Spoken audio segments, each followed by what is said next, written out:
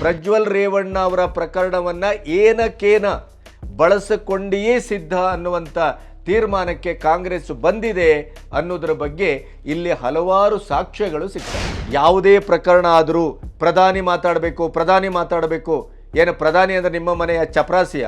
ಅಮಿತ್ ಶಾ ಮಾತಾಡ್ಲಿಲ್ವಾ? ಗೃಹ ಮಂತ್ರಿಗಳು ಮಾತಾಡಿಲ್ವಾ? ಬಿಜೆಪಿ ವಕ್ತಾರರು ಮಾತಾಡಿಲ್ವಾ? ಮೋದಿಯ ಮೌನ ನಾಚಿಕೆಗೇಡು ಅಂತೀರಲ್ಲ, ಈ ಮೌನ ಏನನ್ನ ಸೂಚಿಸ್ತದೆ? ನೇಹಾ ಪ್ರಕರಣಕ್ಕೆ ಪ್ರಾಥಮಿಕವಾಗಿ ಏನನ್ನ ಪ್ರತಿಕ್ರಿಯಿಸಿದ್ರಿ? ಮತದಾನದ 2 ದಿನದ ಮೊದಲು ಸಿಡಿ ಬಿಡುಗಡೆ ಮಾಡಿದ್ದೀರಿ. ಮತದಾನದ ದಿನವೇ ಅಥವಾ 2 ದಿನ ಮೊದಲೇ ಪ್ರಜ್ವಲ್ ಬಗ್ಗೆ ಯಾಕೆ ತನಿಖೆಯನ್ನ ಅಥವಾ ಕಾನೂನಿನ ಅಸ್ತ್ರವನ್ನ ಪ್ರಯೋಗ ಮಾಡಿಲ್ಲ? ಒಮ್ಮೆ ಇವತ್ತು JDS ಬಿಜೆಪಿ ಒಟ್ಟಿಗೆ ಮೈತ್ರಿ ಮಾಡಿಕೊಳ್ಳುವ ಬದಲು ಕಾಂಗ್ರೆಸ್ಸಿನೊಟ್ಟಿಗೆ ಮೈತ್ರಿ ಮಾಡಿಕೊಂಡಿದ್ದಿದ್ರೆ ಈ ಪೆನ್ ಡ್ರೈವ್ ಪ್ರಕರಣ ಹೊರಗೆ ಬರ್ತಾನೆ ಇರಲಿಲ್ಲ.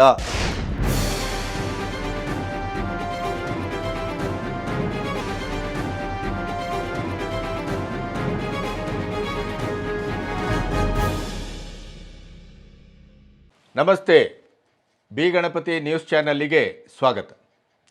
Prajwal Revanna pen drive case ಹೇಸಿಗೆ ವಿಡಿಯೋ ವಿವಿಧ ಆಯಾಮಗಳಲ್ಲಿ ಚರ್ಚೆ ಆಗ್ತಾ ಇದೆ. ಅದಕ್ಕಿಂತ ಮುಖ್ಯವಾಗಿ ಬಹಳ ಮುಖ್ಯವಾದಂಥ ವಿಚಾರ ಏನು ಅಂತಂದರೆ, ಪ್ರಜ್ವಲ್ ರೇವಣ್ಣ ಮಾಡಿದಂಥ ಈ ಹೊಲಸು ಕೆಲಸದ ಬಗ್ಗೆ SIT ತನಿಖೆ ಆರಂಭ ಆಗಿದೆ.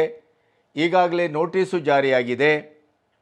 ಅದಕ್ಕೆ ಸಂಬಂಧಪಟ್ಟಂಥ ಪ್ರಮುಖ ಸಾಕ್ಷಿ ಅಂತಲೇ ಪರಿಗಣಿಸಿದ ಪ್ರಜ್ವಲ್ ರೇವಣ್ಣ ಕಾರ್ ಚಾಲಕ ಕಾರ್ತಿಕ್ ಈ ಸಂದರ್ಭದಲ್ಲಿ SIT ತನಿಖೆ ಆರಂಭ ಆದಂಥ ಈ ಬಿರುಸಿನ ಹೊತ್ತಿನಲ್ಲೇ ಮಲೇಷ್ಯಾಕ್ಕೆ ಪರಾರಿಯಾಗಿದ್ದಾನೆ. ಪ್ರಜ್ವಲ್ ರೇವಣ್ಣನ ಮೇಲೆ ನೋಟಿಸ್ ಜಾರಿಯಾಗಿದೆ.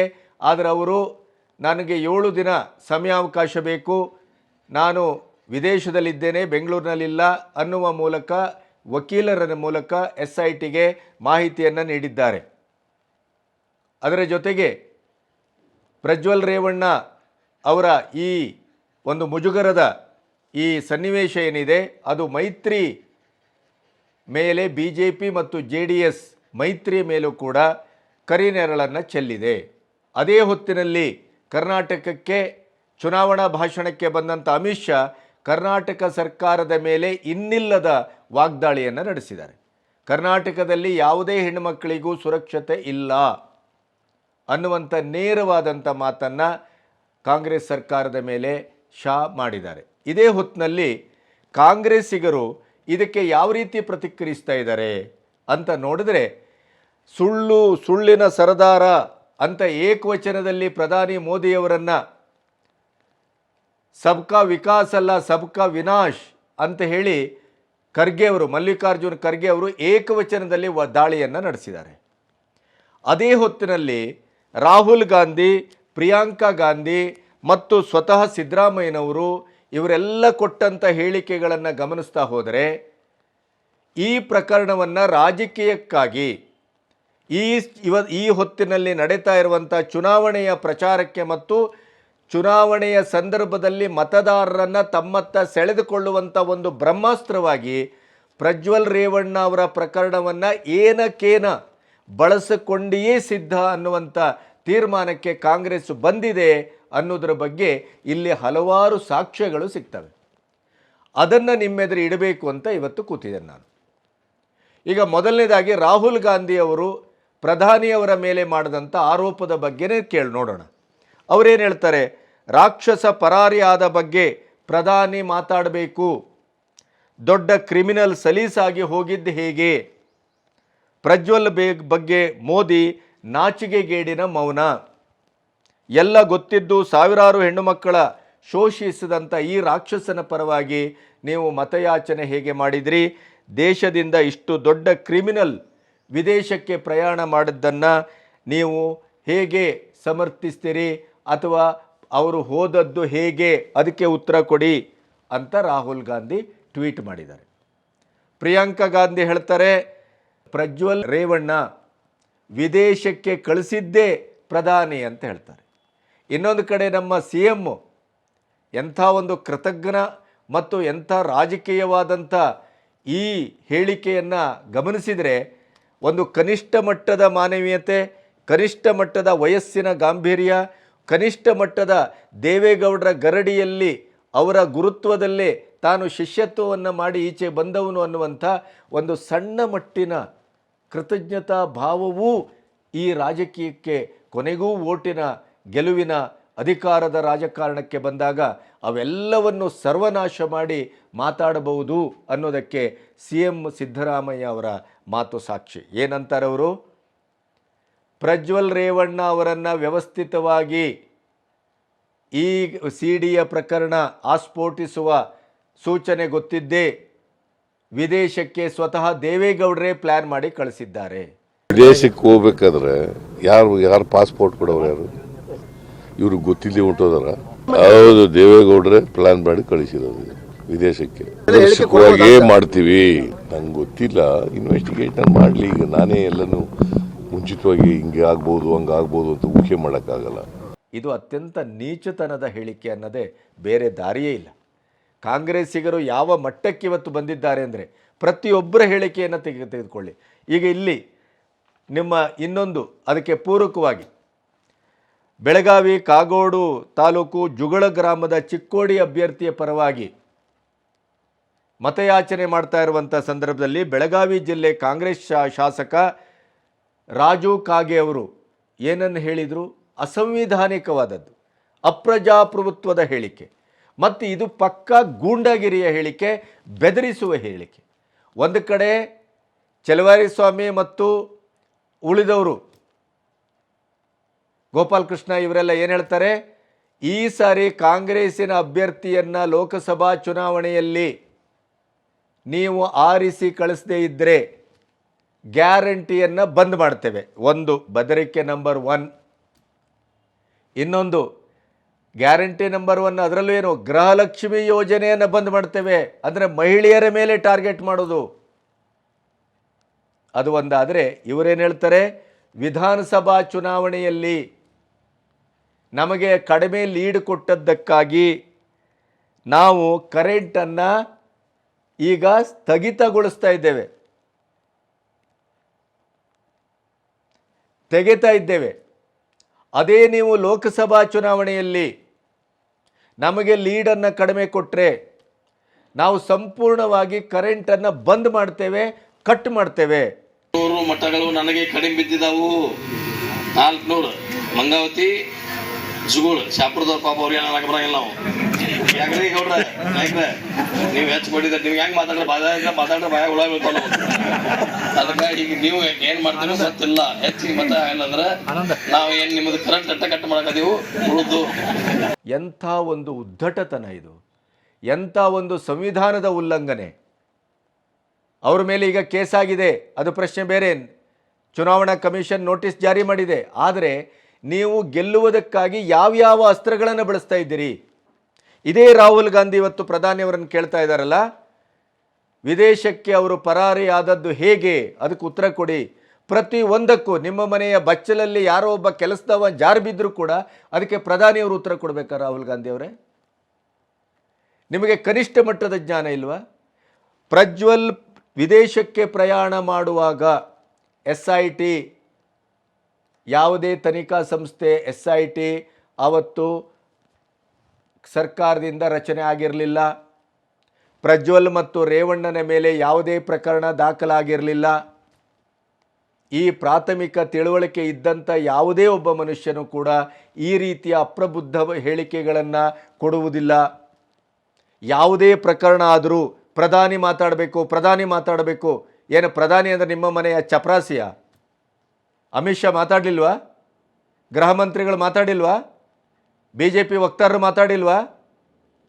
JDSನಿಂದ ಕಠಿಣ ಕ್ರಮ ಅವರಿಗೆ ಉಚ್ಚಾಟಿಸುವ ಕೆಲಸ ನಡೆದಿಲ್ವಾ?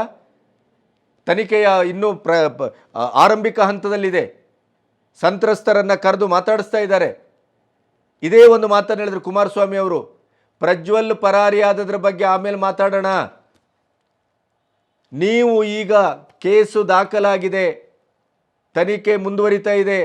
ಈ ಹೊತ್ತಿನಲ್ಲಿ ಪ್ರಧಾನ ಸಾಕ್ಷಿ ಕಾರ್ ಚಾಲಕ ಕಾರ್ತಿಕ್, ಅವನನ್ನು ಮಲೇಷ್ಯಾಕ್ಕೆ ಕಳಿಸಿದ್ಯಾರು? ಇದಕ್ಕೆ CM ಉತ್ತರ ಕೊಡಬೇಕು. ಇದಕ್ಕೆ ರಾಹುಲ್ ಗಾಂಧಿ ಉತ್ತರ ಕೊಡಬೇಕು. ಬೆಂಗಳೂರಿನ ಅಂತಾರಾಷ್ಟ್ರೀಯ ವಿಮಾನ ನಿಲ್ದಾಣದಿಂದ ಅವರು ಹೇಗೆ ಟೇಕ್ ಆಫ್ ಆದರು? ನೀವೇ ಕಳಿಸಿದ್ರಾ? ಈ ಪ್ರಶ್ನೆಯನ್ನು ಕೇಳಬೇಕಾಗತ್ತೆ. ಯಾಕೆಂತಂದರೆ ಕಾರ್ತಿಕ್ ಅಲ್ಲಿ ದೇವರಾಜೇಗೌಡರ ಹತ್ರ ಬಂದಾಗ ವರ್ತಿಸಿದ ರೀತಿ, ಮಾತಾಡಿದ ರೀತಿ, ಅಲ್ಲಿ ಅವರು ಕಾಂಗ್ರೆಸ್ಸಿನ ಮುಖಂಡರಿಗೆ ನಾನು 4-5 ತಿಂಗಳ ಹಿಂದೆಯೇ ಈ ವಿಡಿಯೋವನ್ನು ಕೊಟ್ಟಿದ್ದೇನೆ, ಆದರೆ ಏನೂ ಅಲ್ಲಿ ಪ್ರತಿಕ್ರಿಯೆ ಬರದೇ ಇರೋದ್ರಿಂದ ನಿಮ್ಮ ಹತ್ರ ಬಂದಿದ್ದೇನೆ, ನನಗೆ ನ್ಯಾಯ ಕೊಡಿಸಿ ಅಂತ ಕೇಳಿದ ಮಾತಿಗೆ ದಾಖಲೆ ಇದೆ, ಫುಟೇಜ್ ಇದೆ, CCTV. ಅವರು ಯಾವ ಹೊತ್ತಿಗೆ CIT ಅವ್ರು ಕೇಳಿದ್ರು ಕೊಡ್ತೇವೆ ಅಂತ ಹೇಳಿದ್ದಾರೆ. ಅದರ ಬಗ್ಗೆ ಇವರದ್ದು ಯಾವುದೇ ಮಾತುಗಳಿಲ್ಲ. ತಾತ್ವಿಕವಾಗಿ ಪ್ರಜ್ವಲ್ ಮೇಲೆ ಇವತ್ತು ಅತ್ಯಂತ ಕಠಿಣವಾದ ಕ್ರಮ ಆಗಬೇಕು. ಅವರನ್ನು ಕ್ಷಮಿಸುವ ಪ್ರಶ್ನೆಯೇ ಇಲ್ಲ. ಅದು ಇಡೀ ಸ್ತ್ರೀ ಕುಲಕ್ಕೆ ಅವಮಾನ ಅಷ್ಟೇ ಅಲ್ಲ, ಇದು ದೇಶಕ್ಕೆ ಅವಮಾನ, ಅದು ಪ್ರಶ್ನೆ ಬೇರೆ. ಆ ಮಾನಸಿಕ ಅಸ್ವಸ್ಥ, ವಿಕೃತಕಾಮಿ, ಸ್ಯಾಡಿಸ್ಟು ಬಹುಶಃ ಇಂಥ ಒಂದು ಸೀನನ್ನು ನಾವು ಸಿನಿಮಾದಲ್ಲೂ ನೋಡಿಲ್ಲ. ಅಂದರೆ ಸಿನಿಮಾದಲ್ಲೂ ಕ್ರಿಯೇಟೆಡ್ ಆಗಿ ಮಾಡುವಂಥ ಒಂದು ದೃಶ್ಯಾವಳಿಗಳಲ್ಲಿ ಕೂಡ ಈ ರೀತಿಯ ಸ್ಯಾಡಿಸ್ಟ್ ಮನೋಭಾವದ ಒಂದು ಕ್ಯಾರೆಕ್ಟರನ್ನು ನೋಡಿಲ್ಲ. ಹಾಗಾಗಿ ಸಮಾಜಕ್ಕೆ ಒಂದು ವ್ರಣ ಪ್ರಜ್ವಲ್, ಅದರ ಬಗ್ಗೆ ಮಾತೇ ಇಲ್ಲ. ಅವರು ಮಾಡಿದ್ದೇ ಹೌದು ಅನ್ನೋದು ಸಾಬೀತಾದರೆ ಅವರಿಗೆ ಅತ್ಯಂತ ಕಾಠಿಣ್ಯವಾದಂಥ ಶಿಕ್ಷೆಯನ್ನು ಕೊಡಬೇಕು.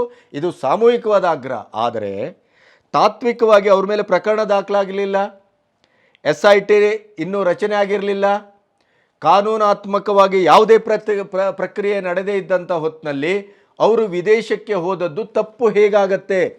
ಪರಾರಿ ಅಂತ ಹೇಗೆ ಭಾವಿಸ್ತೀರಿ? ಅವರ ವಕೀಲರ ಮೂಲಕ ಅವರು ಹೇಳಿದ್ದಾರೆ. ಅದರಲ್ಲೂ ಇನ್ನೊಂದು ಗಮನಿಸಬೇಕು ನೀವು, ಪ್ರಜ್ವಲ್ ಪ್ರಯಾಣ ಮಾಡುವಾಗಲೇ ಮೇ 15ರ ದಿನಾಂಕದಲ್ಲಿ ವಾಪಸ್ ಬರುವಂಥ ಟಿಕೆಟ್ ಕೂಡ ಬುಕ್ ಆಗಿದೆ. ಅದು ಅಧಿಕೃತ ದಾಖಲೆ ಸರ್ಕಾರದ ಕೈ ಸಿಕ್ಕಿದೆ. ಇಷ್ಟಾಗಿಯೂ ನೀವು ಅದನ್ನು ಪರಾರಿ ಅಂತ ಹೇಗೆ ಕರಿತೀರಿ? ಅವರು ಬರುವುದಿಲ್ಲ ಅಂತ ಹೇಳಿದ್ರೇನು? ಎಬ್ಸ್ಕಾಂಡಿಂಗ್ ಏನು?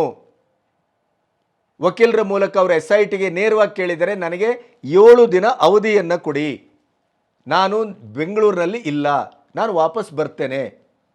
ಈ ರೀತಿಯ ಎಲ್ಲ ಸಮಜಾಯಿಷಿಗಳು ಅಥವಾ SITಗೆ ಮಾಹಿತಿಯು ಇರುವ ಹೊತ್ತಿನಲ್ಲೇ ಎಂಥ ರಾಜಕೀಯದ ಒಂದು ಚಾಣಾಕ್ಷತೆಯನ್ನು, ಕುಯುಕ್ತಿಯನ್ನು, ಷಡ್ಯಂತ್ರವನ್ನು ಜನರ ಮುಗ್ಧತೆಯ ಮೇಲೆ ಮಾಡಬಹುದು ಅನ್ನೋದಕ್ಕೆ CM ಸಿದ್ದರಾಮಯ್ಯನವರು ತಮ್ಮ ಇಡೀ 45 ವರ್ಷದ ಇಡೀ ರಾಜಕೀಯ ಅನುಭವವನ್ನು ಧಾರೆ ಎರೆದಾಗೆ ಕಾಣುತ್ತೆ.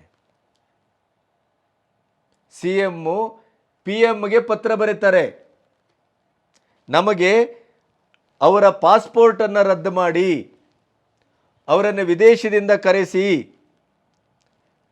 ಅವರು ಮರಳುವುದಿಲ್ಲ ಅಂತ ಹೇಳಿದಾರಾ? ಅಬ್ಸ್ಕಾಂಡಿಂಗ್ ಆಗಿದ್ದಾರಾ? ಅಥವಾ ಜರ್ಮನಿಯಲ್ಲೇ ಉಳಿತೇನೆ ಅಂತ ಏನಾದರೂ ಸೂಚನೆ ಕೊಟ್ಟಿದ್ದಾರಾ? ಉಳಿದಂತೆ ನೀವು ಹೇಳಿದಾಗ ಅದಾನಿ, ಮೋದಿ, ಅವರು ಇವರು ಎಲ್ಲ ಹೇಳ್ತಿರಲ್ಲ, ಆ ಥರ ಏನಾದ್ರು ಆಗಿದೆಯಾ? ಇಲ್ಲ. ಬರ್ತೇನೆ ಅಂತ ಅಂದಿದ್ದಾರೆ, 7 ದಿನ ಸಮಯಾವಕಾಶ ಕೇಳಿದ್ದಾರೆ, ವಾಪಸ್ ಟಿಕೆಟ್ ಬುಕ್ ಆಗಿದೆ. ಈಗ 15ಕ್ಕಿಂತ ಪ್ರೀಪೋಂಡ್ ಆಗಿ ಮೊದಲೇ ಬರ್ತೇನೆ ಅಂತ ಅವರ ಇದರಲ್ಲಿ ಟ್ವೀಟ್ ಮತ್ತು ಇದರ ಮೂಲಕ ಹೇಳಿದ್ದಾರೆ, ವಕೀಲರ ಮೂಲಕ. ಇಷ್ಟಾಗಿಯೂ ನೀವು PMಗೆ ಪತ್ರ ಬರೆಯುವ ಉದ್ದೇಶ ಏನು? ಈ ಉದ್ದೇಶದ ಹಿಂದೆ ನಿಮ್ಮ ಯಾವ ರಾಜಕೀಯವಾದಂಥ ಷಡ್ಯಂತ್ರ ಇದೆ? ಮತ ರಾಜಕೀಯ ಅಲ್ಲದೆ ಇನ್ನೇನು? ಇಷ್ಟು ತ್ವರಿತವಾಗಿ, ಇಷ್ಟು ಅರ್ಜೆಂಟಾಗಿ ಪ್ರತಿಯೊಂದನ್ನು ಕ್ರೋಢೀಕರಿಸುವ ಕೆಲಸವನ್ನು ನೀವು ಮಾಡ್ತಾ ಇದ್ದೀರಿ. ಅದೇ ಹೊತ್ತಿನಲ್ಲಿ ನೇಹಾ ಪ್ರಕರಣಕ್ಕೆ ಯಾಕೆ ಆ ತ್ವರಿತತೆ ಬರ್ತಾ ಇಲ್ಲ? ನೇಹಾ ಪ್ರಕರಣ ನಡೀತಾ ಇರುವ ಹೊತ್ತಿನಲ್ಲೇ ಬೀದರ್ನಲ್ಲಿ ಇನ್ನೊಂದು ಪ್ರಕರಣ ಆಗಿದೆ, ಅದರ ಬಗ್ಗೆ ಯಾಕೆ ನೀವು ಮಾತಾಡ್ತಾ ಇಲ್ಲ? ಅದರ ಬಗ್ಗೆ ಮಾತಾಡಬೇಕಲ್ಲ. ಬೀದರ್ನಲ್ಲಿ ಅಪ್ರಾಪ್ತೆ, ಅದರಲ್ಲೂ ಫೋಕ್ಸೋ ಕೇಸು, ಪ್ರೀತಿಸುವ ನೆವದಲ್ಲಿ ಲಾಯಕ್ ಅಲಿ ಅನ್ನುವಂಥ ಹುಡುಗ ಅವಳ ಮೇಲೆ ಅತ್ಯಾಚಾರ ಮಾಡಿದ್ದಾನೆ. ಅದರ ದಾಖಲೆ ಇದೆ ನೋಡಿ. ಯಾಕೆ ಈ ಕೇಸಿಗೆ ಮೌನ? ಮೋದಿಯ ಮೌನ ನಾಚಿಕೆಗೇಡು ಅಂತಿರಲ್ಲ, ಈ ಮೌನ ಏನನ್ನ ಸೂಚಿಸ್ತದೆ? ನೇಹಾ ಪ್ರಕರಣಕ್ಕೆ ಪ್ರಾಥಮಿಕವಾಗಿ ಏನನ್ನ ಪ್ರತಿಕ್ರಿಯಿಸಿದ್ರಿ? ಮುಖ್ಯಮಂತ್ರಿಗಳು, ಉಪಮುಖ್ಯಮಂತ್ರಿಗಳು ಎಲ್ಲರೂ ಇದೇ ಲಕ್ಷ್ಮೀ ಹೆಬ್ಬಾಳ್ಕರ್ ಹೇಳುವ ಪ್ರಕಾರ 5 ತಿಂಗಳ ಹಿಂದೆಯೇ ನಿಮಗೆ ಇದರ ಮಾಹಿತಿ ಇತ್ತಲ್ಲ. ಜನವರಿಯಲ್ಲಿ ಸೂರಜ್ ರೇವಣ್ಣ DKಶಿಯನ್ನು ಭೇಟಿಯಾದದ್ದು ಯಾವ ಉದ್ದೇಶಕ್ಕೆ? ಡಿಸೆಂಬರ್ನಲ್ಲಿ ಡಿ ಕೆ ಸುರೇಶ್ ಅವರಿಗೆ ಕಾಂಗ್ರೆಸ್ ರಾಜಕಾರಣಿಗಳಿಗೆ ಮುಖಂಡರಿಗೆ ಪೆನ್ ಡ್ರೈವ್ ತಲುಪಿದೆ. ಲಕ್ಷ್ಮೀ ಹೆಬ್ಬಾಳ್ಕರ್ ಅವರ ಮಾತಿನಲ್ಲಿ ಅದಕ್ಕೆ ಆಧಾರ ಸಿಕ್ಕಿದೆ. ಸ್ವತಃ ಕಾರ್ತಿಕ್ ಅವರು ಹೇಳಿದ್ದನ್ನು ದೇವರಾಜೇಗೌಡರು ಸ್ಥಿರೀಕರಿಸಿದ್ದಾರೆ. ಅದರ ಸಾಕ್ಷ್ಯವನ್ನು SIT ನಾನು ಕೊಡ್ತೇನೆ ಅಂತ ಹೇಳಿದ್ದಾರೆ. ಯಾಕೆ ದೇವರಾಜೇಗೌಡರನ್ನ ತಕ್ಷಣ ಕರೆದು ಮಾತಾಡ್ತಾ ಇಲ್ಲ? ಸಾಕ್ಷ್ಯವನ್ನು ಯಾಕೆ ಪಡಿತಾ ಇಲ್ಲ?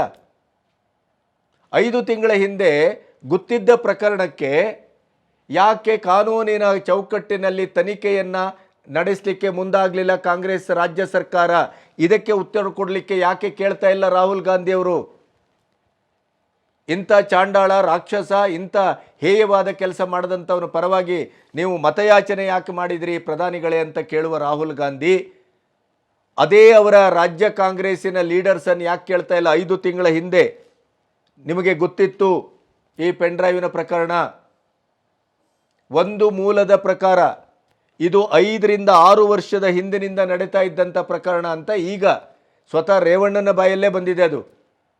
ಹಾಗಾದರೆ 2019ರಲ್ಲಿ ನೀವು ಅವರೊಟ್ಟಿಗೆ ಮೈತ್ರಿ ಮಾಡ್ಕೊಂಡಿದ್ರಲ್ಲ, ಆವಾಗ ಎಲ್ಲೋಗಿದ್ರಿ? ರಾಹುಲ್ ಗಾಂಧಿ ಇರಲಿಲ್ವಾ ಆಗ? ರಾಹುಲ್ ಗಾಂಧಿ ಅವ್ರಿಗೆ ಇದು ಗೊತ್ತಿರಲಿಲ್ವಾ? ಈಗ ಅದು ನೆನಪಿಲ್ವಾ? ವಯಸ್ಸಾಗಿದೆಯಾ? ಮೆಮರಿ ಶಾರ್ಟಿನ ಸಮಸ್ಯೆ ಇದೆಯಾ? ಅಥವಾ ಉದ್ದೇಶಪೂರ್ವಕವಾಗಿ ಮರೆಯುವಂಥ ರೋಗ ಆರ್ಡರ್ ಇದೆಯಾ? ಏನಿದ್ರ ಅರ್ಥ? ಮೋದಿಯವರನ್ನು ಪ್ರಶ್ನಿಸುವ ನೀವು 2019ರಲ್ಲಿ ಇದೇ ಪ್ರಜ್ವಲ್ನನ್ನು ಪ್ರಥಮ ಬಾರಿಗೆ ಸಂಸತ್ ಸದಸ್ಯನಾಗಿಸುವಂಥ ಕೆಲಸಕ್ಕೆ ಮೈತ್ರಿ ಮಾಡಿಕೊಂಡದ್ದು ಯಾರು? ಕಾಂಗ್ರೆಸ್ನವರಲ್ವಾ? ಆವಾಗಿನಿಂದ ಈ ಪ್ರಕರಣ, ಇದು ಏನು ನಿಮ್ಮ ಪೆನ್ ಡ್ರೈವು ಆವಾಗಿನಿಂದಲೂ ಇದೆ ಅನ್ನೋದರ ಬಗ್ಗೆ ಸಾಕಷ್ಟು ದಾಖಲೆಗಳು, ಸಾಕಷ್ಟು ಮಾತುಗಳು, ಸಾಕಷ್ಟು ವ್ಯಕ್ತಿಗಳು ಹೇಳ್ತಾ ಇದ್ದಾರೆ. ಸ್ವತಃ ಅವರ ತಂದೆಯೇ ರೇವಣ್ಣ ಅವರು ಹೇಳಿದ್ದಾರೆ ಇದು 5 ವರ್ಷಕ್ಕಿಂತ ಹಳೆಯದು ಅಂತ. ಆವಾಗ ಹಾಗಾದರೆ 2019ರಲ್ಲಿ ಯಾರು ಮೈತ್ರಿ ಮಾಡಿಕೊಂಡದ್ದು? ಕಾಂಗ್ರೆಸ್ಸಿಗೆ ಇದು ನೆನಪಿಲ್ವಾ? ನೆನಪಿರಬಾರ್ದಾ? ಮಾತಿಗೆ ಮೋದಿ ಹೇಳಿರ್ತೀರಿ. ಪ್ರಿಯಾಂಕಾ ಗಾಂಧಿ ಅಂತೂ ಹೇಳ್ತಾರೆ ಪ್ರಧಾನಿಯವರು ಪ್ರಜ್ವಲನ್ನು ವಿದೇಶಕ್ಕೆ ಕಳಿಸಿದ್ದಾರಂತೆ. ಇದಕ್ಕಿಂತ ಅಪ್ರಬುದ್ಧ ಮತ್ತು ಅಸಂಬದ್ಧ ಮತ್ತು ಅವೈಜ್ಞಾನಿಕವಾದ ಹೇಳಿಕೆ ಇರಲಿಕ್ಕೆ ಸಾಧ್ಯನಾ? ಇಷ್ಟರ ಮಟ್ಟಿಗೆ ನಿಮ್ಮ ಇಡೀದಾದಂಥ ರಾಜಕೀಯ ಒಂದು ವ್ಯಾವಹಾರಿಕವಾದಂಥ ಸಹಜವಾದಂಥ ಜ್ಞಾನಶೂನ್ಯತೆ ಅಡರಿದೆಯಾ? ಹಾಗಾದರೆ ಎಲ್ಲರಿಗೂ ಸಾಮೂಹಿಕವಾಗಿ. ರಾಹುಲ್ ಗಾಂಧಿನೂ ಬಾಯಿಗೆ ಬಂದಾಗ ಮಾತಾಡ್ತಾರೆ, ಸಿದ್ದರಾಮಯ್ಯನವರು ಬಾಯಿಗೆ ಬಂದಾಗ ಮಾತಾಡ್ತಾರೆ, PMಗೆ ಲೆಟ್ರ್ ಬರೀತಾರೆ. ಯಾವ ಆಧಾರದಲ್ಲಿ ಬರೀತಿದ್ದೀರಿ? ಆಯಿತು, ಪ್ರಜ್ವಲ್ ಅವರ ಪೆನ್ ಡ್ರೈವ್ ನಿಮಗೆ ಸಿಕ್ಕಿದೆಯಲ್ಲ, ನೀವು ನೋಡಿದ್ರಲ್ಲ, ಆಮೇಲೆ ನೀವು ತಕ್ಷಣ ಒಂದು ಕ್ಷಣವೂ ಹಿಂದೆ ಮುಂದೆ ನೋಡ್ದೇನೆ ಪ್ರಜ್ವಲ್ ಅವರನ್ನು ಕಾನೂನು ಮೂಲಕ ನೀವು ಬಂಧಿಸುವ ಅಥವಾ ಕಾನೂನು ಮೂಲಕ ಅವರನ್ನು ಇಲ್ಲಿಂದ ಹೊರಗಡೆ ಹೋಗದೇ ಇದ್ದಾಗೆ ನೋಡಿಕೊಳ್ಳುವ ಜವಾಬ್ದಾರಿಯನ್ನು ಸ್ಥಳೀಯವಾದಂಥ ಸರ್ಕಾರ ಮೊದಲಾಗಿ ಮಾಡಬೇಕೋ ಅಥವಾ ಪ್ರಧಾನಿ ಮಾಡಬೇಕೋ, ಕೇಂದ್ರ ಸರ್ಕಾರ ಮಾಡಬೇಕೋ ಹೇಳಿ. ಅನುಭವಿ ರಾಜಕಾರಣಿ ತಾವು. ನಿಮಗೆ CD ಬಂದಿದೆ, ಮಾಹಿತಿ ಗೊತ್ತಾಗಿದೆ. ಮತದಾನದ 2 ದಿನದ ಮೊದಲು CD ಬಿಡುಗಡೆ ಮಾಡಿದ್ದೀರಿ. ಮತದಾನದ ದಿನವೇ ಅಥವಾ 2 ದಿನ ಮೊದಲೇ ಪ್ರಜ್ವಲ್ ಬಗ್ಗೆ ಯಾಕೆ ತನಿಖೆಯನ್ನು ಅಥವಾ ಕಾನೂನಿನ ಅಸ್ತ್ರವನ್ನು ಪ್ರಯೋಗ ಮಾಡಿಲ್ಲ? SIT ರಚನೆಯನ್ನು ಮಾಡ್ಬೋದಿತ್ತಲ್ಲ, ತಕ್ಷಣ ಅವರನ್ನು ಗೃಹ ಬಂಧನಕ್ಕೆ ಒಳಪಡಿಸ್ಬೋದಿತ್ತಲ್ಲ, ಯಾಕೆ ಮಾಡಿಲ್ಲ? ಈಗ ಪ್ರಧಾನಿ ಬಗ್ಗೆ ಯಾಕೆ ಹೇಳ್ತೀರಿ? ಪ್ರಧಾನಿಯವರು ಇಡೀ ದೇಶದ ಇಡೀದಾದಂಥ ಒಂದು ಪ್ರಾದೇಶಿಕ ವ್ಯಾಪ್ತಿ ಅಥವಾ ಕಾರ್ಯವ್ಯಾಪ್ತಿಯಲ್ಲಿ ಪ್ರತಿಯೊಂದನ್ನು ರಾಜ್ಯ ಸರ್ಕಾರದ ಮಿತಿಯನ್ನು ಮೀರಿ ಪ್ರಧಾನಿಯವರೇ ಎಂಟ್ರಾಗಬೇಕನು? ಆಮೇಲೆ ಪ್ರಧಾನಿಯವರು ಈ ಪ್ರಕರಣದ ಬಗ್ಗೆ ಮಾತಾಡಬೇಕು ಅನ್ನೋದೇ ಅಪ್ರಬುದ್ಧತನ ಅಂತ ಹೇಳುದು ನಾನು. ಅವರ ಪಕ್ಷದ ವಕ್ತಾರರು ಮಾತಾಡಿದ್ದಾರೆ, ಗೃಹ ಮಂತ್ರಿಗಳು ಮಾತಾಡಿದ್ದಾರೆ. ಅವ್ರು ಯಾಕೆ ಮಾತಾಡಬೇಕು? ಕಾನೂನು ಮಾತಾಡಲಿ. ಕಾನೂನಿನ ತನಿಖೆ ಇರುವಂಥ ಸಂದರ್ಭದಲ್ಲಿ ಯಾಕೆ ಮಾತಾಡಬೇಕು ಅಂತ ಕೇಳ್ತೇನೆ ನಾನು. ದೇವೇಗೌಡರು ಕಳಿಸಿದ್ದು ನಿಮ್ಮ ಹತ್ರ ಏನು ಆಧಾರ ಇದೆ? ಪ್ರಿಯಾಂಕಾ ಗಾಂಧಿ ಅವರು ಹೇಳ್ತಾರೆ ಪ್ರಧಾನಿಯವರೇ ಪ್ರಜ್ವಲನ್ನು ವಿದೇಶಕ್ಕೆ ಕಳಿಸಿದ್ದು ಅಂತ. ಏನು ಎವಿಡೆನ್ಸ್ ಇದೆ? ತನಿಖೆ ಆಗ್ತಾ ಇರುವಂಥ ಹೊತ್ತಿನಲ್ಲಿ ಸಾಕ್ಷ್ಯ ಇದ್ದು ಮಾತಾಡಬೇಕಲ್ಲ. ಊಹಾಪೋಹಗಳಿಗೆ ಅರ್ಥ ಇಲ್ವಲ್ಲ.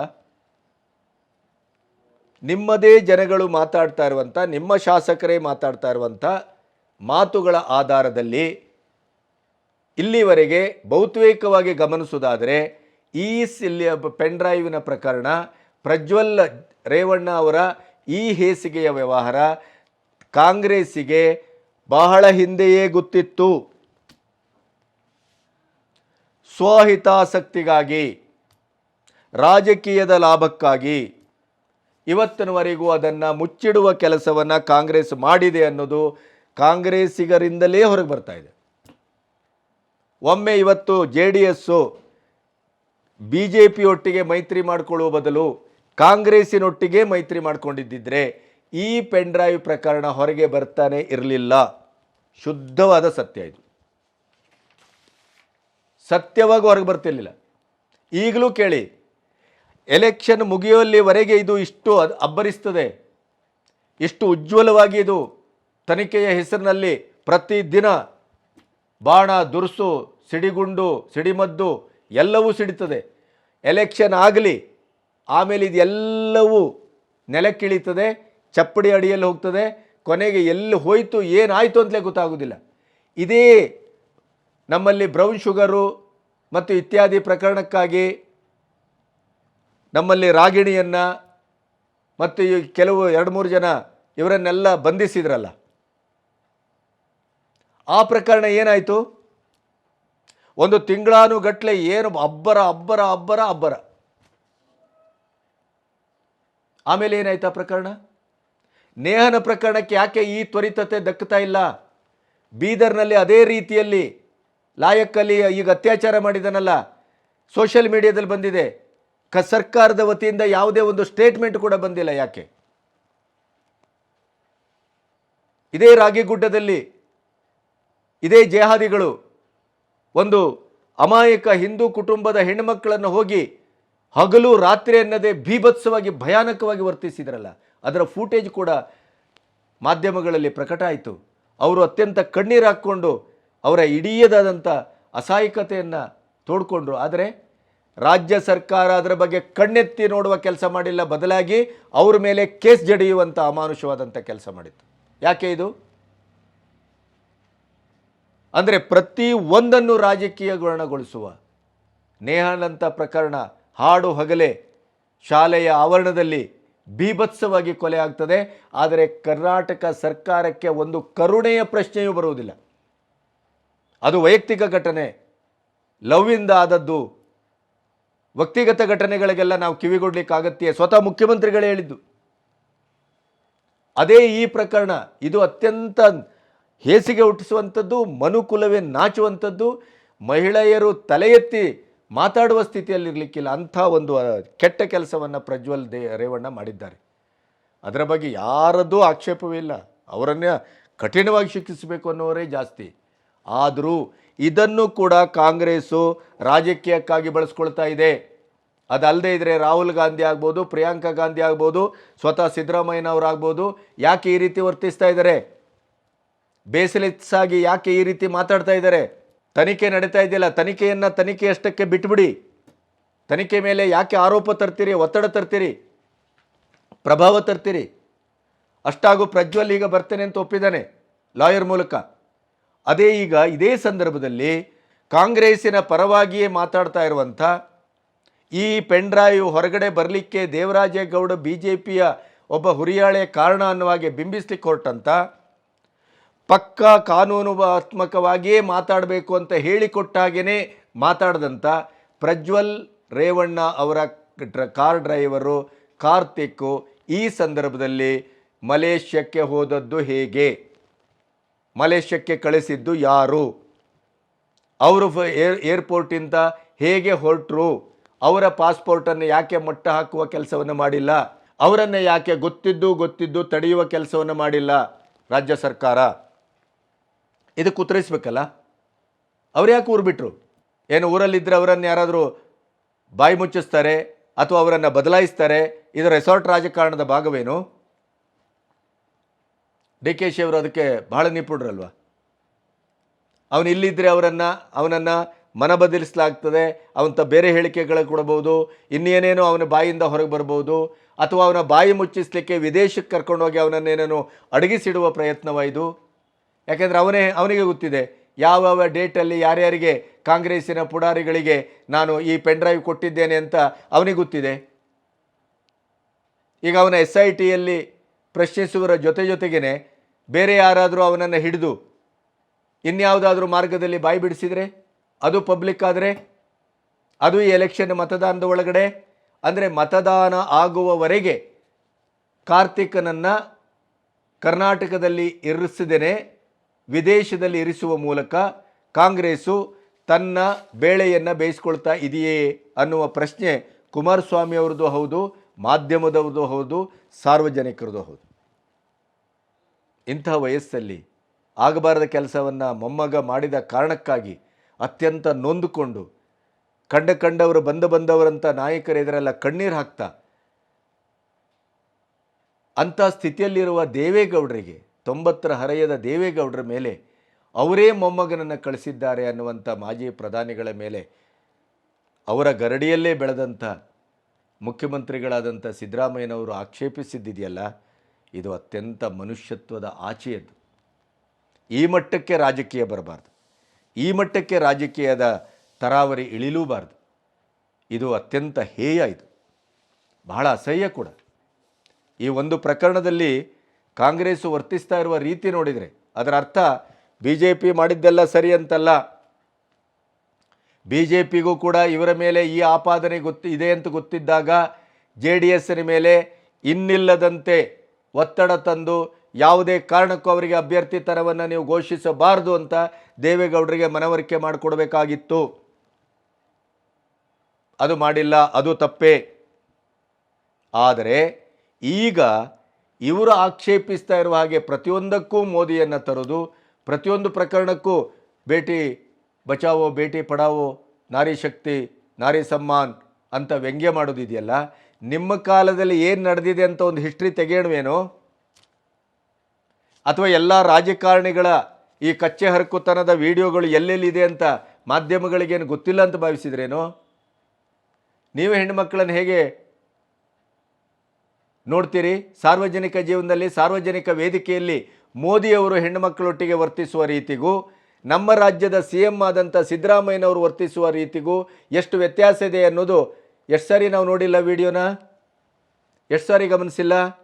ನಿಮ್ಮ ಬಾಡಿ ಲ್ಯಾಂಗ್ವೇಜು, ನಿಮ್ಮ ಕಣ್ಣು ಹಾವ ಭಾವ, ಸಾರ್ವಜನಿಕರ ಎದುರು ದ್ರೌಪದಿ ವಸ್ತ್ರಾಭರಣ ಮಾಡಿದ ಹಾಗೆ ಆ ಹೆಣ್ಮಗಳು ಅಮಾಯಕಳು ಮಧ್ಯವಯಸ್ಸಿನವರು ಅವರದ ಇದನ್ನು ಎಳೆಯುವ ಪ್ರಯತ್ನ ಮಾಡಿದ್ರಲ್ಲ ನೀವು, ಅಸಭ್ಯವಾಗಿ. ಅದು ಈ ದೇಶ ಈ ನಾಡು ನೋಡಿಲ್ಲ ಅಂತ ಭಾವಿಸಿದ್ರೇನೋ? SIT ತನಿಖೆ ನಡೀತಾ ಇದೆ, ತನಿಖೆ ನಡೀಲಿಕ್ಕೆ ಬಿಡಿ.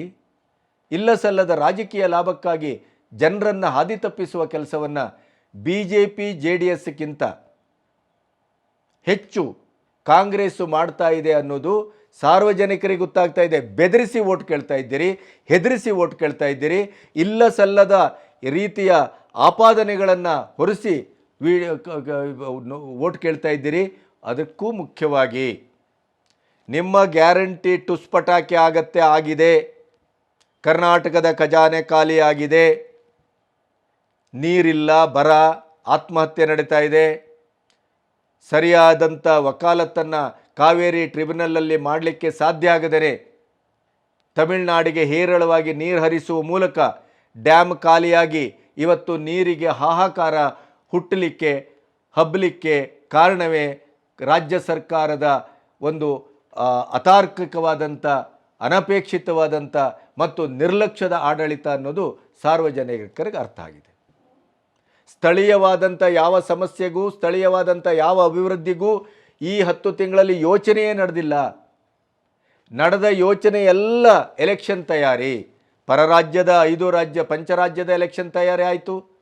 ಅಲ್ಲಿ ಇಡೀ ನಮ್ಮ ಅಧಿಕಾರದ ರಾಜಕಾರಣದ ಕೇಂದ್ರೀಕರಣ ಆಯಿತು. ನಮ್ಮ ದುಡ್ಡು, ನಮ್ಮ ಶಾಸಕರು, ನಮ್ಮ ಅಧಿಕಾರ ತೆಲಂಗಾಣದಲ್ಲಿ ಸಂಪೂರ್ಣ ಬೀಡ್ಬಿಟ್ಟಾಯಿತು. ಆನಂತರ ಲೋಕಸಭಾ ಎಲೆಕ್ಷನ್ಗೆ ಕರ್ನಾಟಕದಲ್ಲಿ ತಯಾರಿ.